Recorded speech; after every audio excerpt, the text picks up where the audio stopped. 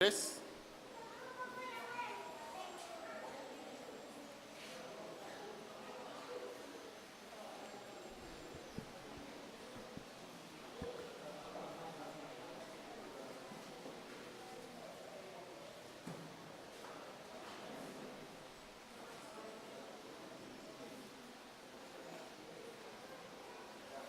Nos ponemos de pies, vamos a compartir la palabra del Señor.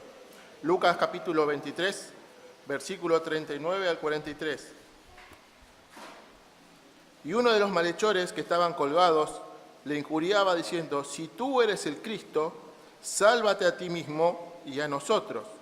Respondiendo el otro, le reprendió diciendo: ¿ni aún temes tú a Dios, estando en la misma condenación? Nosotros, a la verdad, justamente padecemos, porque recibimos lo que merecieron nuestros hechos, mas éste ningún mal hizo. Y dijo a Jesús: acuérdate de mí cuando vengas en tu reino. Entonces Jesús les dijo: de cierto te digo que hoy estarás conmigo en el paraíso. Señor, te damos gracias por tu amor, tu misericordia. Gracias por permitirnos estar, Señor, un día más aquí en tu casa, adorándote, Señor, glorificándote y agradeciéndote por todo lo que haces por nosotros. Señor, te ruego, Señor, que me uses, Señor, en este día, que pueda transmitir tu palabra, Señor, fielmente. Sé que no tengo la capacidad, Señor, para hacerlo, si no fuese por tu gracia soberana, Señor. Gracias te doy por un día más de vida. Gracias, Señor, por la vida de mis hermanos, Señor, que nos edifican, Señor, constantemente. Gracias, Señor, te damos por todo en el nombre de Jesús. Amén. Puede tomar sus asientos.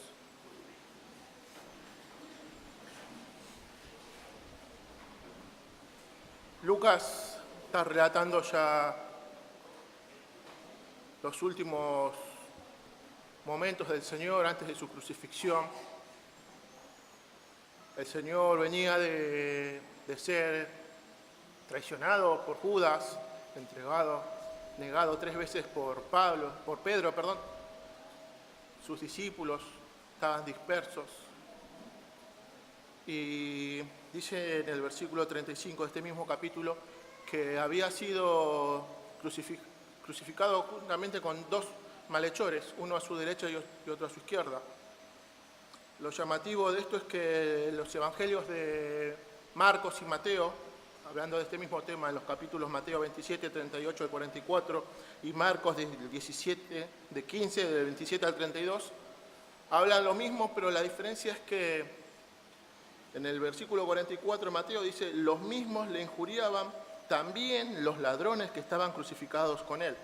Y Marcos 15:32 dice: el Cristo Rey de Israel descienda ahora de la cruz para que veamos y creamos también los que estaban crucificados con él le injuriaban.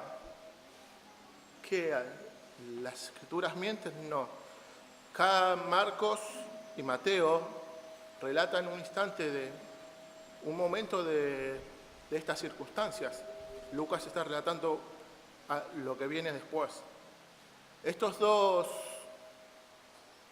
condenados, bien condenados, ahí en la cruz, junto con nuestro Señor, dice que le injuriaban juntamente con los maestros, los fariseos, los saduceos, los escribas, los ancianos, la gente que pasaba ahí, todos les injuriaban. Ellos, a pesar de las circunstancias que estaban atravesando, el mismo sufrimiento que el Señor, crucificados, clavados sus muñecas, sus pies, ya su cuerpo posiblemente ya flojo de tanto tiempo estar ahí. Dice que esa muerte era una de las más, con las que más sufrían, porque dice que el cuerpo, una vez que se vencía a sus pies, se caían y eso imposibilitaba respirar. Y así todo, con ese sufrimiento, estas 2 personas juntaban fuerzas para maldecir al Señor, para injuriarlo, estando en la misma condición. Pero lo llamativo de Lucas es en el versículo 39, que dice que uno de los 2, uno de los malhechores, colgado allí, les dice en el versículo 3, y uno de los malhechores que estaban colgados le injuriaba diciendo: si tú eres el Cristo, sálvate a ti mismo y a nosotros. ¿Qué pasó entre el relato de Mateo, Marcos y este versículo 39 de Lucas? Si los dos los estaban injuriando juntamente con los que estaban abajo, ¿qué sucedió? Cristo, en su soberana misericordia, le abrió los ojos a este segundo malhechor, que estaba ahí, justamente lo merecía. ¿Y cómo sabemos esto? En el versículo 40 al 41 dice: respondiendo el otro, le reprendió diciendo: ¿ni aún temes tú a Dios estando en la misma condenación? Nosotros a la verdad juntamente padecemos porque recibimos lo que merecieron nuestros hechos, mas éste ningún mal hizo. Podemos ver cómo este malhechor, sufriendo lo mismo del otro, sus ojos son abiertos y reconoce la deidad de Cristo. Puede ver cómo Cristo es, quién es Cristo.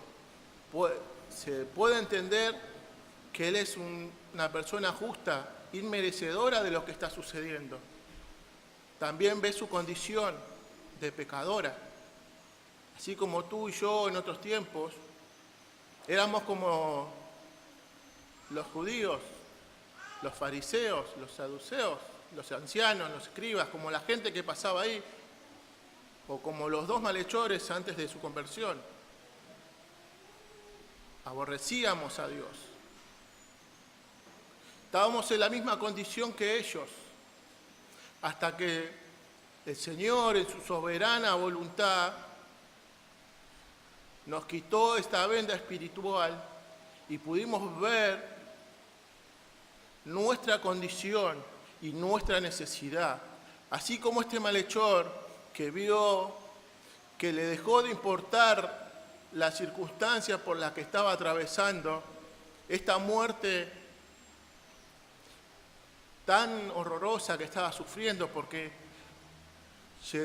iba a llegar un momento que le iban a quebrar sus pies para que pueda morir más rápido. A pesar de ese dolor, todo, él se da cuenta que nada de eso, nada de lo que le estaba aconteciendo, era más importante de lo que iba a venir en minutos. Él ya estaba por expirar, su vida estaba por terminar. Y sabía que se iba a enfrentar al Señor Todopoderoso, que iba a ser juzgado por sus obras. Y sabía que la resolución, la bajada del martillo que iba a dar este juez justo y santo, iba a ser culpable. Todo ese sufrimiento que estaba pasando, todas esas circunstancias que él vivía, primeramente quería bajarse de esa cruz y después se dio cuenta que no, que él sí la merecía, así como cada uno de nosotros. Es lo que nos merecemos, si no fuese por la gracia misericordiosa de Dios. Él sabe que no tiene nada que ofrecerle al Señor. Lo único que puede hacer es clamar su misericordia. Y en el versículo 42 le dice al Señor: y dijo a Jesús: acuérdate de mí cuando vengas en tu reino. Acuérdate de mí, ten misericordia de mí. Reconoce que no tiene nada en él que lo pueda hacer apto, que pueda servirle para poder presentarse ante Dios justo. Nada. No había obras, no había nada. Sus pensamientos lo iban a condenar, sus palabras los iban a condenar, sus hechos los iban a condenar, así como cada uno de nosotros. Pero Cristo, en su misericordia, Él pagó por cada uno de nosotros. Él sufrió por cada uno de nosotros. Él fue el que sufrió, murió en la cruz, resucitó al tercer día y subió a los cielos. Él es, con ese sacrificio perfecto, nosotros, sus hijos, somos declarados hijos adoptados del Señor y por lo tanto tenemos la entrada al cielo asegurada. Esto no nos da un permiso para pecar, pero sí para reconocer que no somos nada de lo que hagamos en este mundo nos va a dar algún galardón para merecer el cielo. Nada. Y lo más maravilloso de todo es lo que Jesús le dice. En el versículo 43, entonces Jesús le dijo, de cierto te digo que hoy estarás conmigo en el paraíso. Qué hermosas palabras del Señor. A un pecador, aborrecedor del Señor, que es transformado su corazón de piedra en uno de carne, le da vida en abundancia, por su misericordia y su sacrificio, y es transformado. Y cuando Él venga o partamos, inmediatamente vamos a estar en su presencia. Qué hermoso sacrificio del Señor que ha hecho por nosotros. Y muchas veces lo pasamos por alto y no lo valoramos como realmente es y debe ser. Romanos 8:1 dice, por consiguiente, no hay ahora condenación para los que están en Cristo Jesús, los que no andan conforme a la carne, sino conforme al Espíritu. Por eso, debemos estar gozosos por lo que Cristo hizo por cada uno de nosotros. No tenemos que fijarnos en pequeñeces, por las cruces que estemos pasando, porque es nada comparado a lo que Él hizo por nosotros. Nada de lo que hay en este mundo. Nada, ningún sufrimiento es mayor a lo que pasó Cristo siendo justo por cada uno de nosotros. Por eso, hermanos, esto nos tiene que traer a la reflexión y pensar y meditar sobre nuestras vidas, cómo vivimos, cómo agradamos a Cristo, cómo reconocemos este sacrificio que Él hizo por nosotros. Y si tú no has conocido al Señor, te has dado cuenta que no le agradas, no eres hijo de Él, hoy es el día. Hoy aún hay tiempo de venir a Él. Ven a Cristo, que es el único camino. ¿Sabes? Nadie tiene su vida asegurada. Un día todos pereceremos, si el Señor no viene antes, pero todos van a ser juzgados por sus obras si no vienes a Cristo, que es el único camino. Por eso yo te ruego, hermano, yo te ruego a ti que estás escuchando este video, ven a Cristo, que aún hay tiempo, porque cuando partas o el Señor venga, ese tiempo de arrepentimiento habrá concluido y lo único que te vas a merecer es la condenación. Oremos. Señor, te doy gracias por tu amor, tu misericordia. Gracias, Señor, por un día más de vida.